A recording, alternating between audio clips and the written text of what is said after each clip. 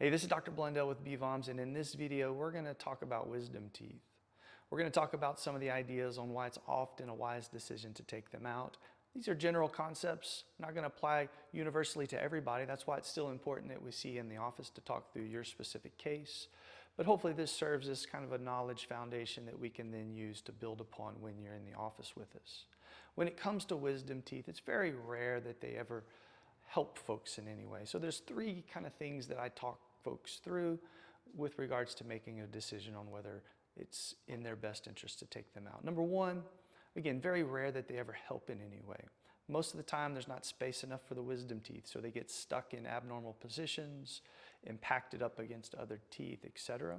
So obviously in those cases, they're never going to come in, they're never going to chew, they're never going to function, and they just serve as a potential risk to other teeth and structures.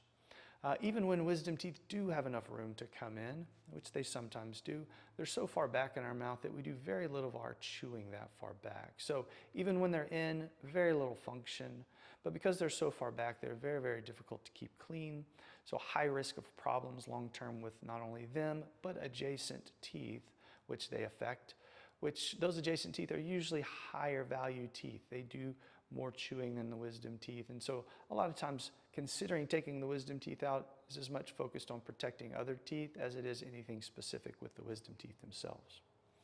Second concept to think through is that, as I've already kind of been touching on, although I can never guarantee you they're going to cause you problems if they haven't yet, it's a very high likelihood that as you go through life, they start causing problems. That can be pain, infection, swelling, symptoms, damage to other teeth, things along those lines. But very high likelihood that at some point in life, one or more of the wisdom teeth start causing some of those problems. And then the third concept is that although there's caveats to this rule, generally speaking, it's a good idea to get them out earlier rather than later in life, or there's at least a lot of benefits to doing so. So taking them out earlier rather than later in life generally means there's going to be less risks, there's going to be an easier recovery, better healing process, and oftentimes it translates to us getting them out before they've had the chance to lead to some of those problems that we talked about earlier. So when we put all of that together, not very good chance of a whole lot of benefit, pretty good chance of problems, and getting them out earlier rather than later usually comes with a lot of benefits. All of that stuff put together is why a lot of folks end up choosing to go ahead and get the wisdom teeth out, even if they haven't started causing some of those problems yet. Again, this is case to case and specific, but so we can talk through that more when you're in the office, but those are some general ideas. When it comes to taking them out, most folks choose to go into a sedated, sleepy state to take them out.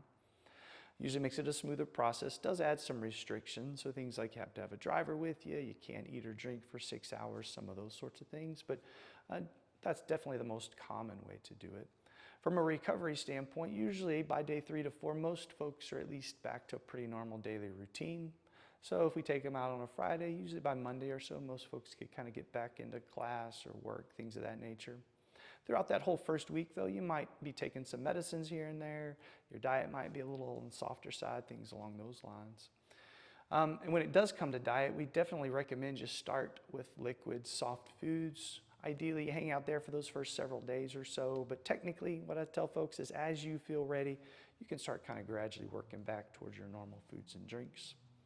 When it comes to risks of taking out wisdom teeth, generally risks are very, very low, and most of the risks are just normal procedure type risks, so things like a little bleeding, some discomfort, rarely infection, even more rarely damage to other teeth or structures, which we're super careful to avoid.